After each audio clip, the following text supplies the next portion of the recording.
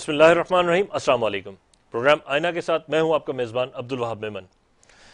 नाज़रीन, जहां इस वक्त दुनिया के कई मुमालिक की आबादी 30 से 40 लाख अफराद पर मुश्तमिल है, वहीं दूसरी जानिब शहर कायद की आबादी चंद उन शहरों में शामिल की जाती है जो बेशतर मुमालिक से कई गुना ज्यादा है, जहां लोगों को अपने लिए छत लेना नामुमकिन तस्वुर किया जा रहा है।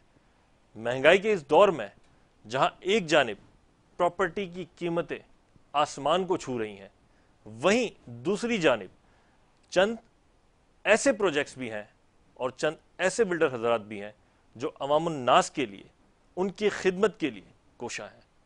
हमारे साथ आज के प्रोग्राम में मौजूद हैं जनाब फरहान फैसल साहब, आप CEO हैं प्रोग्रेसिव बिल्डर्स के। हमारे दूसरे मेहमान अदनान मिर्ज़ा, मुश्ताक ग्रुप से ताल्लुक़ है उनका, और हमारे साथ आज बिलाल जैदी साहब भी प्रोग्राम का हिस्सा हैं जो कि एक प्रॉपर्टी एडवाइज़र हैं। अब तीनों हजरात का बहुत बहुत शुक्रिया प्रोग्राम में शमूलियत के लिए। फरहान फैसल साहब, जहां हम देखते हैं एक बेहंगम सा जो है वो हाई राइज का एक जाल सा बिछ चुका है कराची के अंदर, और जिस भी बड़े प्रोजेक्ट को हम देखते हैं हाई राइज तो बना दी जाती हैं लेकिन सहूलियात का फुकदान नज़र आता है। पानी, बिजली, गैस, इसके बगैर ज़िंदगी नामुकम्मल है। आपका चूंकि ताल्लुक प्रोग्रेसिव ग्रुप का ताल्लुक बहरिया टाउन से है, आप इस हवाले से शहर कायद और बहरिया टाउन में क्या डिफरेंस देखते हैं और लोगों को हमारे इस प्रोग्राम के तवज्जुल से किस तरह लोगों की रहनुमाई करेंगे? बिल्कुल, मैं आपको बताना चाहता हूँ कि देखें, बहरिया टाउन बिल्कुल एक प्लान्ड सोसाइटी है जिसके मुताबिक पूरा एक सोसाइटी का डिज़ाइन किया गया है। इसका कमर्शियल किस साइज़ का बनेगा, किस एरियाज़ में बनेगा, रेजिडेंशियल क्या होगा, इसमें जो भी अम्यूनिटीज़ हैं उनकी क्या नीड है, इतने कितने एरिया की क्या नीड बनेगी, कमर्शियल के अलावा वहाँ पे पार्क्स की क्या नीड है, मसाजिद की क्या नीड है, इवन के पार्किंग की क्या नीड है। लेकिन उसको हम कंपैरेटिवली अगर हम कराची से करते हैं, देखें कराची का मसाइल इतने हैं कि अगर कोई बिल्डिंग डिज़ाइन होती है डेफिनेटली वो हाई राइज तो खड़ी कर दी जाती है, लेकिन वहाँ पे रहने वालों के लिए ना तो सहूलियत का देखा जाता है कि उनको फैसिलिटेशन कैसे मिलेगी, उनकी समझ लें कि उनके मेन गेट की इंटरेस्ट नहीं उनको खुद मिल रही होती जो कि उस सोसाइटी में रह रहे होते हैं, उस प्रोजेक्ट में रह रहे होते हैं। सबसे ज़्यादा इसमें टेक्निकल के ये है कि ना तो पार्किंग का डिज़ाइन किया जाता है, ना ही वहाँ रहने वालों के लिए पानी की सहूलियत, इवन के गैस या कोई प्लानिंग का फुकदान है। प्लानिंग जो सही तरीके से प्रॉपर नहीं होती, बिल्कुल भी नहीं है असल में। इसलिए कि बहरिया टाउन को हम कंपैरेटिवली हम देखते हैं तो डेफिनेटली वहाँ पे पार्किंग, पानी, जितनी भी सहूलियत है ना ज़िंदगी की, जो बहरिया में रह रहे हैं, मुझे 14 ईयर्स हो गए बहरिया टाउन के साथ काम करते हुए। इस्लामाबाद में हमारे प्रोजेक्ट हैं, बहरिया टाउन कराची में प्रोजेक्ट हैं। आज तक इवन के हमने नहीं देखा कि कहाँ पे पानी कम हुआ हो, लाइट गई हो, या गैस की प्रॉब्लम हो, या सिक्योरिटी की प्रॉब्लम हो। आज तक हमने 14 ईयर्स में तो नहीं सुना कि इस तरह की चीज़ें। लेकिन जब हम कंपैरेटिवली कराची सिटी की तरफ आते हैं तो डेफिनेटली माइंड डाइवर्ट हो जाता है कि हम किन किन मुश्किलात की तरफ जा रहे हैं। राइट, इस तरह के मसले मसाइल हैं। लेकिन देखिए जी, फ्यूचर कराची की अगर अब बात करते हैं तो कराची की आबादी और बहरिया टाउन में अब चूंकि बस रहा है, वो बसने जा रहा है, तो हम देखते हैं खैर बहुत ऑर्गेनाइज तरीके से बहरिया टाउन के अंदर चीज़ें हो रही हैं, काम हो रहा है, उनकी अपनी पुलिसिंग का एक निज़ाम है, बहुत अच्छे तरीके से एक मिसाल, एक मॉडल के तौर पे जो है हमारे सामने आ रही है, जो कि हम तसव्वुर नहीं कर पा रहे थे। आज से 5-7 साल पहले या 10 साल पहले हम देखें तो इस तरह का तसव्वुर नहीं था। मगर दूसरी जानिब देखा जाए तो आबादी अगर आप कंपेयर करते हैं तो बहरिया टाउन में तो अभी 20% भी मेरा ख्याल है आबादी उस लिहाज से नहीं है। मसाइल तो जब पता चलेंगे जब और मजीद आबाद होगा। मैं बिल्कुल आपको बताना चाहता हूँ। देखें कि बहरिया टाउन जब आप इंटर होते हैं तो डेफिनेटली 400 फुट चौड़ा रोड बना गया है जो कि पाकिस्तान की मोटरवे से भी डबल है। 220 फीट की मोटरवे है पाकिस्तान की जिसपे 3 लाइन्स चलती हैं। इसकी एक साइड पे 6 लेन चलती हैं जो कि थ्रू वर्ड 35 किलोमीटर तक, जो बहरिया का एंड है 35 किलोमीटर तक थ्रू वर्ड चलती हैं। अब ट्रैफिक का निज़ाम वहाँ पे बिल्कुल ऐसा प्लान किया गया है जहाँ पे तकरीबन पूरे बैरिया की प्लॉटिंग में तकरीबन 3 से 3.5 लाख लोगों की आबादी का वो शहर बनने जा रहा है। प्लॉटिंग है वहाँ पे तकरीबन तकरीबन को 1 मिलियन लोग वहाँ पे रहेंगे फ्यूचर में। ठीक 1 मिलियन लोगों के लिए ट्रैफिक का निज़ाम, पानी का निज़ाम, इलेक्ट्रिक का निज़ाम, हर चीज़ का, यानी कि जो आज से 20 साल बाद चीज़ें होनी हैं उसका पहले से प्रॉपर डिज़ाइन किया गया है। ठीक है। ऐसा नहीं है कि आज कुछ नज़र आ रहा है तो फ्यूचर में बैरिया कुछ और नज़र आने लग जाएगा, या बेहंगम ट्रैफिक आएगी, या पानी का फुकदान होगा। डेफिनेटली जितने लोगों ने वहाँ पे बसना है उन चीज़ों का आज ही प्लान बैरिया ने कर लिया हुआ है। ठीक है। अच्छा, फरहान फैसल साहब की बात को कंटिन्यू करते हुए, अदनान साहब, एक तरफ बहरिया, दूसरी तरफ कराची है। अब चूंकि वो भी जाहिर सी बात है एक शहरी बनने जा रहा है बहरिया भी। हम कराची के अंदर देखते हैं काफ़ी फुकदान है चीज़ों का। आप चूंकि कराची के अंदर नुमाया अपनी सर्विसेज दे रहे हैं, आपके बेशतर प्रोजेक्ट्स आप डिलीवर कर चुके हैं, तो आप नहीं समझते कि यहाँ पर भी चीज़ों को ऑर्गेनाइज किया जा सकता है, मैनेज किया जा सकता है, मगर नहीं किया जा रहा? क्या वजह है? अस्सलाम वालेकुम भाई। भाई मैं भी जिस वक्त फरहान भाई बात कर रहे थे वाह भाई, तो वो चीज़ों को, कुछ चीज़ों को अंडरस्टैंड कर रहा था और सुन रहा था। तो मेरा यही था कि आप मुझसे यही सवाल करें ताकि मैं उसको कंटिन्यू लेता बचूँ। अब हम बात कर रहे हैं इस वक्त कराची शहर की और एक बहरिया की। बहरिया भाई बेसिकली बहरिया टाउन एक बिल्डर है, बेसिकली बिल्डर है। बिल्डर कहीं भी हो और उसकी एक अच्छी खसूसियत होती है, वो चीज़ को डेवलप करता है, वो बनाता है। आप बहरिया के अलावा भी कराची शहर के दूसरे डिफरेंट बिल्डर्स को देखेंगे, बड़े नामी गिरामी हैं। जब वो किसी चीज़ को जाते हैं, लोग उधर के अतराफ़ और गवर्नमेंटल इदारे तक खुश होते हैं, क्योंकि उन्हें पता होता है क्योंकि प्राइवेट बंदा काम कर रहा है, ये चीज़ को बनाएगा, इसे डेवलप करेगा, तो इसकी सराउंडिंग को भी डेवलप करेगा। हम कराची शहर के बिल्डरों का काम ये है कि हम जब अपना किसी प्रोजेक्ट को बनाते हैं तो हम उसके अतराफ़ को भी बनाते हैं, उसकी रोडों को भी खुद बिल्कुल कोशिश करते हैं कि बेहतर करें, उधर ग्रीनरी भी करें, सारी चीज़ें करें। सर फ़ायदा भी तो अल्टीमेटली आपको ही होता है ना उसका फिर? सर फ़ायदा अल्टीमेटली बिल्कुल है। वो चीज़ का फ़ायदा ये हो रहा है कि आप चीज़ एक दे रहे हो, अच्छी डिलीवर दे रहे हो, क्वालिटी आप गुड हो जाती है क्वालिटी वो। के साथ दे रहे हो लोगों को किसी चीज़ के लिए। देखें बात ये, बिल्डर कोई भी बैठा हुआ हो, सारे के अब एक बिज़नेस है, सही है ना, लेकिन बिज़नेस के अलावा भी एक बड़ी बात यह है कि हम लोगों को कोशिश कर रहे हैं तमाम के तमाम, चाहे बहरिया के अंदर लोग काम कर रहे हैं, बहरिया खुद काम कर रहा है, और कराची शहर के अंदर भी हमारे पास रजिस्टर्ड अराउंड 1500 के करीब बिल्डर हैं जो आबाद में रजिस्टर्ड है। सारे किसी ना किसी तरीके से कोशिश कर रहे हैं, काम करें। हमारी कोशिश यही है कि हम छत प्रोवाइड करें किसी को। और मैं जिस शहर के जिस एरिया में काम कर रहा हूँ, वहाँ पर यूजुअली वैसे भी जो है ना तबका जो है ना मिडिल बिल्कुल, मोस्टली तो आप मेरे ख्याल सरजानी नॉर्थ कराची में और इस साइड पे प्रोजेक्ट्स हैं। तो हमारी कोशिश यही है कि हम एक बजट के हिसाब से काम करें, जहाँ पे लोगों को एक ईजिली फैसिलिटेट कर सकें चीज़ों को, उनको चीज़ें मिल सकें ताकि अपना घर बना लें। क्योंकि कराची शहर की आबादी कंसेंसस के हिसाब से देखें तो, लेकिन जो मेरी एक पर्सनल फीलिंग है उससे कहीं ज़्यादा है। और एक चीज़ की बड़ी अंडरस्टैंडिंग करनी चाहिए आपको कि हमारे यहाँ पर जो है ना कि पाकिस्तान के अंदर कोई 6 करोड़ प्लस लोग वो हैं, ये मैं फिगर देता जा रहा हूँ आपको कि जो 18 प्लस हैं और 35 के अंदर 40। यूजुअली अब हमारे यहाँ रुझान है कि नई जितनी भी नस्ल है जो बढ़ी, और सब अच्छी बात, डेफिनेट सी बात है कि आबादी बढ़ रही होती तो सब यही होता है कि आगे के फ्यूचर को देखते हैं कि हमने कल को फैमिली बड़ी होगी तो घर बनाना है, ये करना है, तो आपको उनको चीज़ों को डेवलप करके देने वाला कोई होगा तो वो चीज़ों को अवेल कर सकेंगे। तो हमारे पास मार्केट पॉइंट ऑफ व्यू से बहुत बड़ा स्कोप है। शहर की बात आप एक करी थी और उस बात को मैं अब सॉरी डिले कर रहा हूँ लेकिन कंटिन्यू करता हूँ। आपने कहा कि जो बहरिया टाउन दे रहा है, मैंने उसका जवाब उसको बोला था कि बिल्डर है, वो सारी चीज़ों को डेवलप करके देता है और बहुत अच्छा डिज़ाइन किया हुआ है, सारी चीज़ें की हुई हैं। लेकिन कराची शहर के अंदर वो चीज़ें, ये सारी चीज़ें आती हैं हमारे डिपार्टमेंटल अंदर, सही है ना। ऐसा नहीं है कि चीज़ें नहीं है, इंफ्रास्ट्रक्चर इधर भी बहुत अच्छे हैं। मैं आपको बता दूं KDA की स्कीम्स में सुरजानी की जो स्कीम है पूरे कराची में इससे अच्छी स्कीम नहीं है। ठीक है।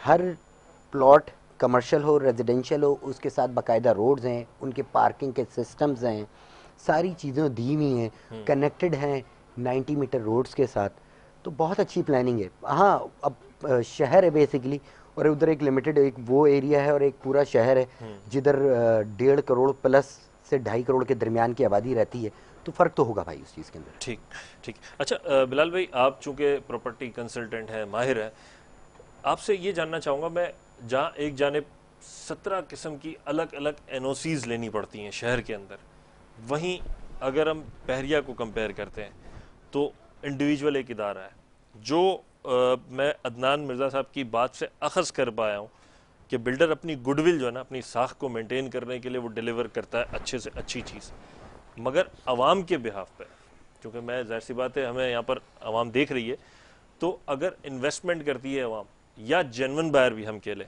रहने के लिए लेना चाहता है, तो आप क्या तजवीज़ देते हैं? सबसे पहले तो अस्सलाम वालेकुम वरहमतुल्लाहि वबरकातुहू। वाह भाई, आपने बहुत अच्छा सवाल किया कि कंपैरिजन हो रहा है बहरिया और कराची का। बेसिकली ये कंपैरिजन तो कोई बनता ही नहीं है। ठीक है, देखिए, शहर कराची जब जिस तरह डेवलप होना शुरू हुआ, पहले खारादर मीठाधर उसमें एक नए शहर आबाद हुए जो हमारे माहीगीरों ने आबाद किए। उसके बाद मली, लांडी, कोरंगी, शाह फैसल, ये एक पार्ट अलग था। आहिस्ता आहिस्ता जब नए नए एरियाज डेवलप होते गए, लोग हिजरत करते रहे। अब इसी तरह बहरिया टाउन को अगर आप देखते हैं, ये city with in a city develop किया गया। इसको हम एक सोसाइटी तस्वुर नहीं कर रहे हैं, ये सिटी दिया है। इसको उस तरीके से प्लान किया जिस तरह एक शहर बनते हैं। हमारी 75 सालों की तारीख ये, हमने सिर्फ एक ही शहर बनाया जिसको हम इस्लामाबाद, जुड़वा शहर, पिंडी इस्लामाबाद जानते हैं। लेकिन उसके बाद अगर कोई प्रॉपर प्लान सिटी बनाए, वो बहरिया टाउन कराची है। और देखें, तोहफा अगर मलिक रियाज हुसैन साहब ने दिया हम कराची वालों को ही है, इसको हम सिंध वाले ही यूज़ करेंगे। अब जिसका अगर बजट है लोअर मिडिल क्लास, मैं मिडिल क्लास में जाता हूँ, वो जाता है इन्वेस्टमेंट के लिए कराची की प्रॉपर्टीज़ पे। बहरिया में अगर उसको प्रोडक्ट थोड़ी सी महंगी लगती है, हालांकि ये एक अलग डिबेट है कि क्या स्क्वायर फीट बनता है क्या नहीं है, तो वो सूट करता है बहरिया टाउन की तरफ, जहाँ उसे लग्जरीज मिलती हैं चीज़ों की। वो उसको वो चीज़ मिलती है जैसे अगर वो ओवरसीज स्टैंडर्ड को यूज़ करना चाहता है, वो बहरिया चले आता है। लेकिन अगर आप शहर कराची को पस मंज़र देखें, शहर कराची में उनकी सारी फैमिली की एफिलेशन है, सारे अजीज़ व अकारिब हैं, ज़िंदगी है, सारी चीज़ें, तो वो कराची को सूट कर रहा होता है। आने वाले वक्तों में जिस तरह सुपर हाईवे पे आप देखें दीगर सोसाइटीज़ आबाद होती गई, स्कीम 33 आबाद हुआ, इसकी गुलशन मेमार आबाद हुआ, तो लोग इस तरह मूव करते गए। तो बहरिया टाउन कोई अलग से किसी और प्लेनेट का हिस्सा नहीं है, ये भी शहर कराची का ही हिस्सा है। और दोनों चीज़ें साथ साथ चलनी चाहिए। हम तो दुआ गो हैं कि हमारे शहर की तरफ भी हुकूमत के रुझान रहे, कोई डेवलपमेंट के मामलात रहें, ताकि दोनों तरफ के सार्फिन को दोनों एक सी चीज़ें मिलें। ठीक, राइट। अच्छा फरहान साहब, ये जहाँ तक डॉक्यूमेंटेशन के पॉइंट ऑफ व्यू से अगर हम देखते हैं चीज़ों को, तो लाइक दीगर प्रॉपर्टीज़ के अंदर बहरिया सेट के completion certificate, ban list, search list, ये सारी चीज़ों पे वर्कआउट करके कोई भी शख्स इन्वेस्टमेंट करता है या कोई भी प्रॉपर्टी रहने के लिए लेता है। बहरिया के पॉइंट ऑफ व्यू से कहा जाता है कि एनओसी सिर्फ जो है जस्ट वो बहरिया अपनी एनओसी देता है और गवर्नमेंटल बिहाफ पर कोई इस तरह का डॉक्यूमेंटेशन या लीज का प्रोसेस, चूंकि सुना है बेशतर दफ़ा ये कि होने जा रहा है या होगा इन फ्यूचर, तो ऐसी कोई नवीद सुनाने जा रहे हैं आप? बिल्कुल, मैं आपको सबसे ज़्यादा खुशी की बात ये सुनाता हूँ कि बहरिया टाउन की जितनी भी एनओसीज हैं वो पेपरलेस हैं, कोई डॉक्यूमेंट उसमें ऐड नहीं होता। सिर्फ आपका एक पोर्टल बना हुआ है, उस पोर्टल पे आपकी तमाम पूरी प्रोजेक्ट की, एक प्रोजेक्ट में 200 यूनिट हैं, 300 यूनिट हैं, वो पूरा प्रोजेक्ट आपका उस पोर्टल पे डिज़ाइन है। वहीं पे आपको अप्रूवल मिलनी है, वहीं पे आपकी हर चीज़ होनी है। आपको बहरिया के हेड ऑफिस सब तो जाने की भी ज़रूरत नहीं है, हर चीज़ आप ऑनलाइन करते हैं, हर चीज़ आप ऑनलाइन करते, और उस तरह बहरिया भी उसको उसी तरह टेकअप करता है जिस तरह आप घर बैठे अपने ऑफिस में बैठे उस चीज़ को लुक आफ्टर करते। तो इसके एनओसीज इतनी बहरिया ने फैसिलिटेशन कर दी है कि अगर आपका बहरिया का विजिट भी है तो डेफिनेटली वो आपने पोर्टल पे डिज़ाइन करना है, पोर्टल से ही उनका टाइम देना है, और वहीं से आपका बहरिया का स्टाफ आपकी साइट को विजिट करके चला जाएगा। ठीक है। इसमें इतना हमने फैसिलिटेशन देखी है कि बहरिया के साथ कि इतने हम कंफर्ट जोन में हैं कि वहाँ पे हमें किसी किस्म का टेक्निकल इश्यूज नहीं है, किसी किस्म की कोई ऐसी लायबिलिटीज़ उन प्लॉट्स पे नहीं है, किसी किस्म का हमें कंस्ट्रक्शन में प्रॉब्लम नहीं आ रही, डे बाय डे चीज़ें बेहतर हो रही हैं। तो अगर हम कहते हैं कि कराची को कंपैरेटिवली डॉक्यूमेंट्स की तरफ जाते हैं, तो हमें तो कई दफ़ा तो ऐसे लगता है कि डॉक्यूमेंट्स की वेरिफिकेशन कैसे होगी, चेकिंग कैसे होगी, और हम उस साइड पे कैसे पहुंचेंगे कि उस में इतने टेक्निकल मसाइल आ जाते हैं कि जिनको हम क्लियर करते करते शायद कोई 6 से 8 महीने लगा सकें, जो कि हमारा काम बहरिया में 1 डे में होता है। एक दिन का काम हम 6 महीने में होता है। कराची में भी कोई ऐसा नहीं है कि नामुमकिन काम हो गया, होता है, लेकिन वहाँ पे कंपैरिजन ये किया जा रहा है कि वहाँ पे सहूलियत और डिज़ाइन इस तरह किया गया है कि हर चीज़ आपकी पोर्टल से डिज़ाइन है, आपने एक ही मेल करनी है, उसका आंसर ईमेल पे आना है और आपका काम शुरू हो आपको कहने का मकसद है कि बेहतरीन बहुत ज़बरदस्त माहौल बना दिया गया है, तौर पे भी बिल्कुल इतना ज़बरदस्त ब्रोकर वगैरह की जरूरत नहीं, कोई ऐसा नहीं है कि आपको कोई टेक्निकल मराहिल में जाना है, तमाम टेक्निकलिटीज वो बैरिया का जो अंदर स्टाफ है वो सारी चीज़ों को देख रहा है। ठीक है। अच्छा अदनान साहब, जहां पर डॉक्यूमेंटेशन के पॉइंट ऑफ व्यू से बात हो रही है, आजकल देखा जा रहा है बेशतर विदाउट कंप्लीशन जो है वो बिल्डर्स हजरात बिल्डिंग्स जो है वो तामीरात खड़ी कर रहे हैं बड़ी बुलंदो बाला, मगर ये है कि कंप्लीशन सर्टिफिकेट नहीं होता, तो ये क्या बुनियादी वजह है? भाई अब एक चीज़ है कि कंप्लीशन सर्टिफिकेट यूजुअली ये होता है कि बिल्डिंग तैयार होने के बाद, डिलीवर होने के बाद हो रहा होता है। ये मराहल होता है या बेसिकली बहरिया में जो काम कर रहे हैं तो उनका एक बहुत अच्छा सिस्टम है, वो सारी की सारी चीज़ें उधर ही से वन पोर्टल पे हो रही है और वो बहरिया से ही सिर्फ अप्रूव्ड है। ठीक है। बेसिकली जो कराची शहर में जो काम कर रहे हैं और जो सिटी सिंध कहलाता है कराची, उसका डिपार्टमेंट है सिंध बिल्डिंग कंट्रोल अथॉरिटी। जी जी। तो ये हमें जो बेसिकली शहर कराची में काम करते हैं उनको वो तमाम की तमाम एनओसीज और सारी चीज़ें की जो है ना वो सिंध बिल्डिंग कंट्रोल अथॉरिटी से लेनी होती है, जो कि आपने नाम भी सुना होगा, और जो तमाम नक्शों की अप्रूवल्स का हर चीज़ का उसका भी एक सिस्टम है अप्रूवल का, और उसकी भी एक बंद विंडो ऑपरेशन बना दी है कि आप अपनी चीज़ को उधर पुशअप कर दो और प्रेजेंट करने के बाद वो फॉरवर्ड हो जाता है, उसका एक प्रोसीजर है और वो टाइम है, जो टाइम है कभी 2 महीने 3 महीने 4 महीने 6 महीने एक प्रोसीजर होता है, वो प्रोसीजर पूरा हो जाता है और वो एंड तक हमें सेल एनओसी तक होके हो जाता है। कंप्लीशन के अंदर यूजुअली शुरू से चल रही थी चीज़ें, बहुत सारी बिल्डिंगों की कंप्लीशन है भी, कुछ ने नहीं भी कराई। अब जिन्होंने नहीं कराई ये तो वो बिल्डर ही जाने उनकी वजूहत क्या है। ठीक है। तो हम तो यूजुअली ये है कि जो चीज़ें करते जा रहे हैं तो हम साथ में हम अपने साथ साथ चीज़ों को कंप्लीशन सर्टिफिकेट करते भी जाते हैं, क्योंकि आप एक और चीज़ है यूजुअली मैं आपको एक और बता दूं, कंप्लीशन सर्टिफिकेट के बगैर आप जो है ना से लीज नहीं करा सकते। राइट। तो ये फ़र्क है जो बहरिया के अंदर काम करना है और जो शहर कराची के अंदर, शहर कराची के अंदर आपकी ओनरशिप होती है, जो काम कर रहे हैं तो वो गवर्नमेंटल ओनरशिप हो रही होती है, आपकी सब लीज होती है। हम अगर बिल्डिंग्स में फ्लैट बना रहे हैं 200 यूनिट हैं, 150 यूनिट हैं, 500 यूनिट हैं, according to the plot size के जिस तरीके से जो हमें अप्रूवल मिला है SBCA से और उसके हिसाब से काम करते हुए हमें जो चीज़ें, तो वो हम जब बनाने के बाद जब उसे डिलीवर करते हैं तो डिलीवर के बाद हम उसकी सेल्स जो है ना से डिलीवर करने के बाद हम उनकी करते हैं सब लीज हैं। वो सब लीज होती है वो जो कि आपके रजिस्ट्रार ऑफिस से होती है, जो डायरेक्ट गवर्नमेंट से रजिस्टर्ड होती है, गवर्नमेंट ऑफ सिंध से रजिस्टर्ड होती है। तो ये तमाम चीज़ें कोई भी चीज़ इसके बगैर नहीं होती। हाँ, बीच में कुछ एक माफिया चल रहा था जिसको आप पोषण माफिया कहते हैं, तो बीच में कई 1-2 जगह मैं अभी और भी प्रोग्राम में गया था, उधर भी था कि बिल्डर माफिया करके कहा गया था। तो मैंने कहा जी आप फ़र्क रखें, बिल्कुल सही बात फर्क होना चाहिए। जो काम सही कर रहा है, जो चीज़ें कर रहा है, उसको आप पोर्शंस तो शुरू से ही अलाउ ही नहीं है, तो उनको उनसे ना मैच करें तो ज़्यादा बेहतर है। ठीक, बिल्कुल दुरुस्त। अच्छा, मुझे थोड़ा सा आवाम भी यहाँ पे जानना चाहती है और कुछ चीज़ें मैं भी जानना चाहूँगा। जो मौरूसी ज़मीन के हवाले से 30 साल लीज हो गई और फिर उसको फॉर्म 7 को कन्वर्ट करके फॉर्म 2 के अंदर गालिबन 99 साल लीज, क्या डिफ्रेंशिएट है ये? भाई ये 3 किस्म के हैं। एक मारूसी तो टोटल दूसरी है जगह, जो कि जद्दी पुश्ती चली आ रही है, बिफोर पार्टीशन थी, लोगों की पुरानी जगह थी। फिर आती है फॉर्म 7 वगैरह, बेसिकली आप वो एग्रीकल्चर लैंड होती है और पोल्ट्री की लैंड होती है, वो होती है 30 साल लीज की होती है। ठीक है। मारूसी लैंड जो होती है वो 99 साल के करीब होती है, जहाँ तक मेरी मालूमात है।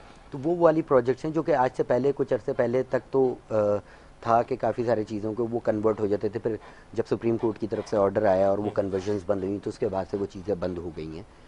वरना वो बेसिकली देखें वो बाय लॉ के हिसाब ही से था और वो कोई ऐसा तो नहीं था, वो कोई एक लॉ पास हुआ होगा, असेंबली में चला होगा, वो सारी चीज़ें हो रही होंगी तो लोगों ने कराई होंगी। तो वो ये फ़र्क है, मारूसी अलग होती है और आपकी ये जो 30 साल होती है ये पोल्ट्री की एग्रीकल्चरल होती है। ना क्लास अलग होती है, ना class is always state land. Fine, ठीक ठीक, वो तो स्टेट के ऊपर मेरा ख्याल है, स्टेट की सवाबदीद पर है, सवाबदीद के ऊपर। तो बेसिकली उसमें कुछ हैं ऐसी जो पुराने लोगों की हैं जिनकी ली थी, वो अभी भी ना क्लास है, उनको उसका एक डॉक्यूमेंटेशन को चेक करने का तरीक़ेकार है, उसको देखा जाता है। वो उसके ऊपर यूजुअली सर्वेस और सर्वे नंबर चढ़ाए जा रहे होते हैं। तो सर्वे नंबर अगर हुआ हुआ है या लिया बनी है तो पुरानी है तो भी उसमें होती है। वरना यूजुअली अगर सिर्फ ना क्लास है तो वो ना क्लास जो है वो स्टेट लैंड होती है, वो स्टेट ने बेसिकली बाहर निकाली नहीं होती है, बेची नहीं होती है, या ऑक्शन नहीं की होती है, या कोई इसके ऊपर कोई प्रोजेक्ट नहीं लाया हुआ। ठीक है नाज़रीन, एक छोटे से वक्फे की जानिब बढ़ते हैं, वक्फे के बाद दोबारा कंटिन्यू करेंगे।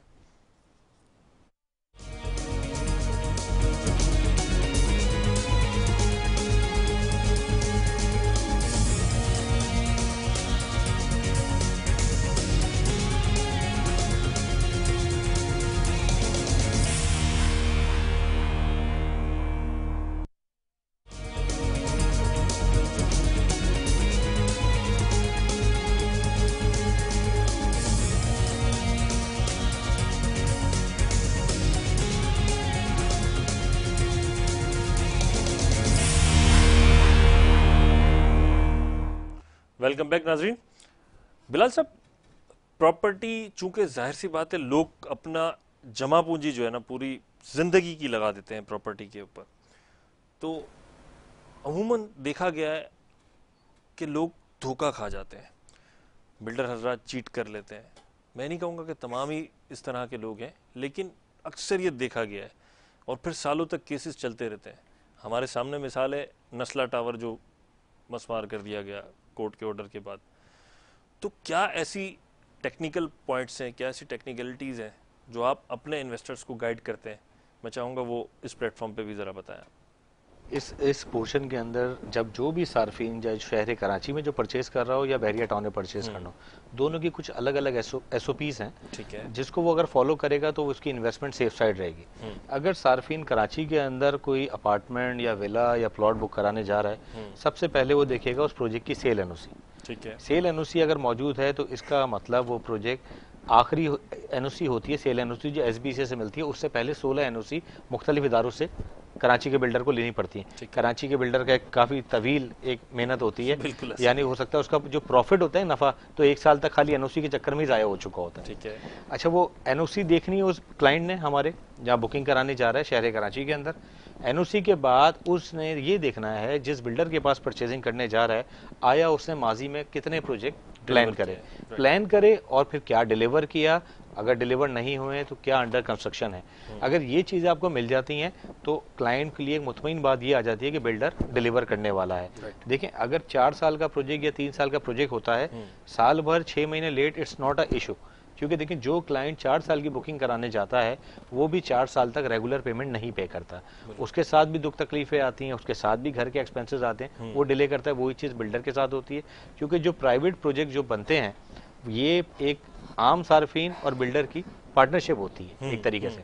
ये दोनों की मिलने जुलने से ये मामला तय पाते हैं, फिर ये पेमेंट होने का प्रोजेक्ट पाए तकमील तक पहुंचता है। तो आपने सेल एनओसी और बिल्डर की क्रेडिबिलिटी देखनी है। अब यही चीज़ आप जाते हैं बहरिया टाउन के अंदर। बहरिया टाउन में अगर आप प्रोजेक्ट देखने जाते हैं कि भाई किस बिल्डर के पास लिया जाए, इसके बहुत 2 आसान से तरीक़ेकार हैं। वहाँ बिल्डर के लिए बहरिया हेड ऑफिस बना हुआ है।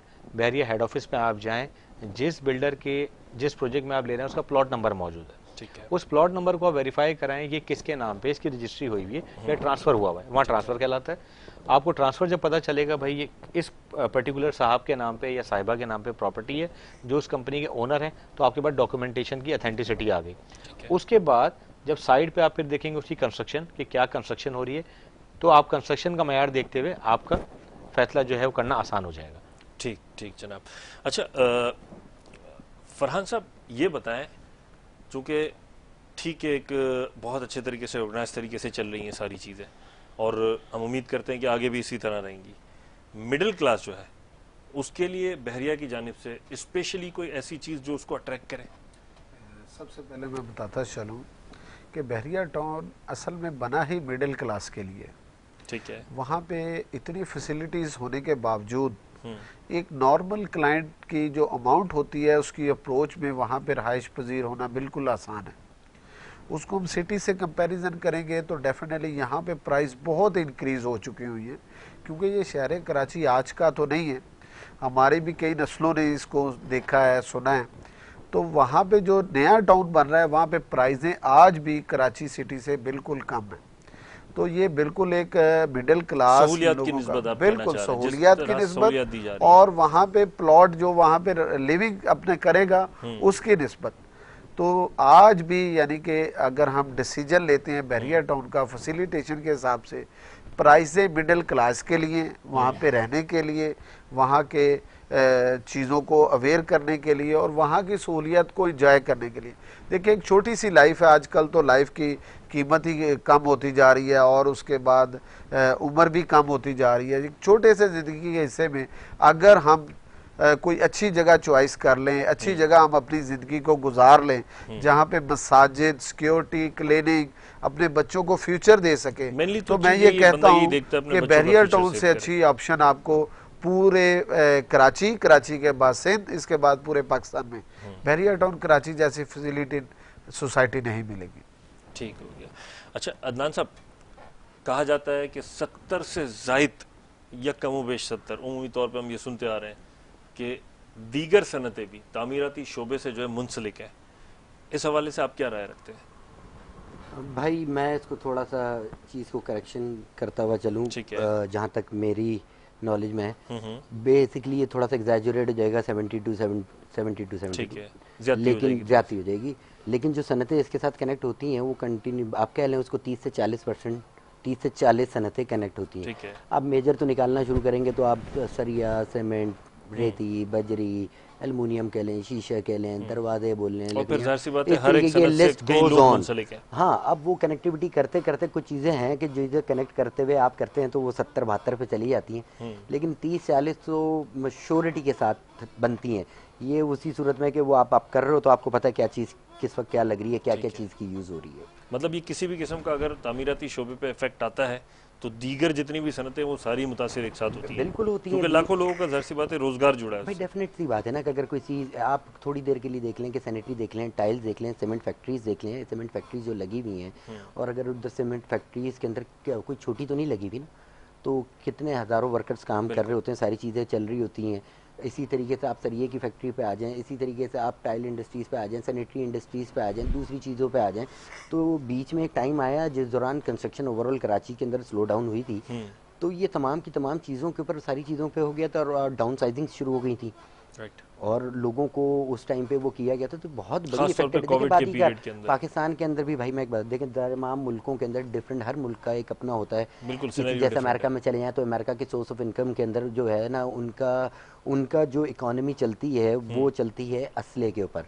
आपको पता होगा उनकी बड़ी इंडस्ट्रीज हैं, सही ना। तो पाकिस्तान की इकोनॉमी चलती है भाई कंस्ट्रक्शन के ऊपर, और ख़ास तौर पर कराची के अंदर। कराची वो शहर जो 65 से 75% रेवेन्यू जनरेट करता है। तो पहले तो कराची में इंडस्ट्रीज दूसरी भी थी, अब वो इंडस्ट्री शिफ्ट भी हो गई, तो उसके बावजूद ये रेवेन्यू अगर जनरेट हो रहा है और ये काम कर रहे हैं, और अगर इतने लोग काम कर रहे हैं, तो आप देखें ना, अगर एक छोटा सा भी प्रोजेक्ट आप बनाने खड़े होते हैं तो उस प्रोजेक्ट से मुंसलिक उसमें कुछ नहीं उसके एंड तक, उसकी कंप्लीशन तक कई हज़ार लोगों का उससे रोजगार जुड़ा हुआ होता है। बिल्कुल सही है। और अल्हम्दुलिल्लाह पूरे कराची शहर में, बहरिया में, ये सब मिला मिलू के कितना काम चल रहा है। तो आप सोचिए कितने लोग, अब ओवरऑल अगर कराची की वैसे पॉपुलेशन देखी जाए तो कम है, लेकिन हमारे पास पूरे पाकिस्तान से, क्योंकि भाई शहर पाकिस्तान का हिस्सा है, पूरे पाकिस्तान से लोग इधर काम करने आते हैं और मेजॉरिटी इसी चीज़ में काम कर रहे हैं। बिल्कुल, यानी इन्वेस्टमेंट का एक बहुत बड़ा हिस्सा जो बहुत बड़ा हिस्सा है वो इसमें लगा हुआ है। इकोनॉमी के अंदर, मईशत के अंदर एक बहुत बड़ा हिस्सा इसके अंदर शामिल है। अच्छा, एक और सवाल बनता है यहाँ पर,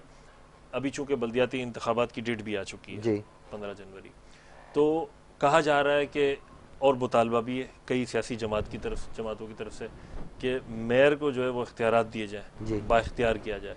तो हमने साबका दौर के अंदर ये देखा कि मेयर के पास इख्तियारात, जो इस वक्त जो इदारे हैं जैसे SBA वगैरह, ये सारे मेयर के कंट्रोल के अंदर आ जाएंगे। तो ये आपके लिए बेहतर होगा या और मजीद पेचीदगियाँ नज़र आ रही हैं आपको? देखिए भाई, बीइंग कारोबारी काम करने के पॉइंट ऑफ व्यू से मैं आपको ये चीज़, आपकी मेरी पहले भी डिस्कस हो रही थी, तो वो इसी जवाब को मैं कंटिन्यू करूँगा। मैं कहूँगा कि भाई बात ये कि मेयर के हिस्से में दें या ना दें, ठीक है, काम स्मूथली होता रहे तो ज़्यादा बेहतर है। क्योंकि यूजली अभी बिलाल भाई ने ही बताया कि 17 NOC हमें लेनी पड़ती हैं, सही है ना, और ये 17 NOC लेने में बड़ा टाइम लगता है। तो होता ये है कि देखें जी, बात ये कि काम लोगों को बड़ा आसान लग रहा होता है कि हो ये बिल्डर हैं, अरे ये बहरिया में काम कर रहे हैं, अरे ये शहर में काम कर रहे हैं, ये इनको तो ये तो सोने का चमचा लेके बैठे हुए हैं। बिल्डर नाम जहाँ आ जाता है वहाँ पे हमारी आवाम के कान खड़े हो जाते हैं ना। बिल्कुल, लेकिन सर बात ये कि देखें हर चीज़ का एक रिटर्न अल्लाह ताला सुब्हाना ताला ने भी बोला ना कि जितनी मेहनत करते हैं उतना रिटर्न। जितनी मेहनत हम करते हैं, मैं आपको सच बताऊं, सही है कि हम वो कोई लेबर नहीं है, कर बने हुए होते हैं, लेकिन उससे बहुत ज़्यादा मेहनत कर रहे होते हैं। तो हर चीज़ का एक रिटर्न है, और एक काम के हिसाब से आपको खास तौर पे पाकिस्तान जैसे मुल्क के अंदर, और और कराची जैसे शहर के अंदर थ्रेट्स का भी सामना और है। आपको चीज़ों के साथ वो काम करना, वो फिज़िकल थकन से बहुत ज़्यादा हमें मेंटली थकन भी होती है। तो बस मेरी वो ये रिक्वेस्ट यही है कि चाहे वो मेयर के पास आ जाए या जैसे सिस्टम चल रहा है चलता रहे, चीज़ों को स्मूथली चलें, क्योंकि हम बड़े स्टेक के साथ बैठते हैं सारे, सही है ना भाई, वो एक नहीं होता, हम लोगों के साथ लोगों के साथ लोग जुड़े हुए होते हैं। बिल्कुल, तो वो प्रोसेस जितना स्मूथली जितना जल्दी होगा, हम उसकी एग्जीक्यूशन पे उतनी जल्दी आ जाएंगे। जितनी जल्दी एग्जीक्यूशन पे आएंगे उतनी जल्दी ही आप उसको कंप्लीट करके और उसको डिलीवरी की तरफ जाएंगे, ठीक है, जिससे बहुत सारे लोग कनेक्टेड होते हैं। राइट। अच्छा बिलाल, मुझे ये बताइएगा कि ये जो जो सवाल मैंने अभी पूछा मेयर के हवाले से, इख्तियारात के हवाले से, इससे अल्टीमेटली इन्वेस्टर, ख़ास तौर पे मैं क्योंकि शहर कराची से वाबस्तगी रखते हैं, तो इन्वेस्टर का एतमाद बढ़ेगा या थोड़ा सा इसके ऊपर अभी जो है वो टाइम लगेगा? सर पहली बात तो ये देखिए, जितने भी कारोबारी हजरात हैं, जैसे अदनान भाई ने बात की है, उनकी चाहत यही होती है कारोबारी हजरात की कि भाई जो भी सनत हो, चाहे टेक्सटाइल इंडस्ट्री हो, गारमेंट इंडस्ट्री हो, कंस्ट्रक्शन इंडस्ट्री हो, वो चाहते हैं हमारा कारोबार का पहिया चलता रहे। ऐसे ही है। क्योंकि उनके कारोबार का पहिया चलेगा तो उससे नीचे एक आम मजदूर के घर में चूल्हा चल रहा होता है। ऐसे ही। क्योंकि देखिए, अगर हम सियासत से बालातर होकर सोचते हैं, बीइंग पाकिस्तानी होकर सोचते हैं, हम यही दुआ गो हमेशा से रहते हैं कि जो आए पाकिस्तान के लिए बेहतर आए, शहर कराची में जो ओन करे वो बेहतरी के लिए करे। क्योंकि देखिए, मेयर के पास इख्तियारात आए या ना आए, हम कहते हैं अगर चीज़ों में चेंजेस आएगी, जब हम अपना एहतसाब करना शुरू कर देंगे, चीज़ें ऑटोमेटिकली बेहतर हो और जाएंगी। प्रोसेस को, मेरा ख्याल है जो प्रोसेस टाइम टेकिंग है, इतना टाइम किलिंग जो होती है इसके अंदर, वो चीज़ थोड़ी सी फास्ट फॉरवर्ड होनी चाहिए। सर बस हम तो इस बात को इसी एंडिंग नोट्स पे करेंगे, हमें बीइंग पाकिस्तानियों के सोचना पड़ेगा, सब चीज़ें बेहतर हो जाएंगी। राइट। नाज़रीन, आज के प्रोग्राम में हमने अपने तौर पर पूरी कोशिश की है कि आपको बिल्डर हजरात का भी प्रॉपर मौक़िफ़ दें और जो पॉइंट रेस किए गए हैं, चूँकि इस बात में कोई दो राय नहीं है कि प्रोसेस का जो अमल है हमारे यहाँ पर वो काफ़ी स्लो है, इसे तेज़ होना पड़ेगा। रहा सवाल बहरिया का या शहर के अंदर दीगर इमारतों का, तो एक डिफरेंस जो है वो नज़र आता है ऑर्गेनाइज सिस्टम और अनऑर्गेनाइज सिस्टम का। बिलाल साहब हो गए या फरहान साहब या अदनान साहब, इन जैसे कई जो है बिल्डर हजरात जो हैं वो डिलीवर कर रहे हैं चीज़ों को और अपने ताईं कोशिश कर रहे हैं कि क्वालिटी गुड्स की डिलीवरी दें जो आवाम है हमारी उनको। बहरहाल अपनी राय से ज़रूर आगाह कीजिएगा हमारे सोशल मीडिया अकाउंट्स पर। मुझे मेरी टीम को आईना के प्लेटफॉर्म से इजाज़त दीजिए। शुक्रिया।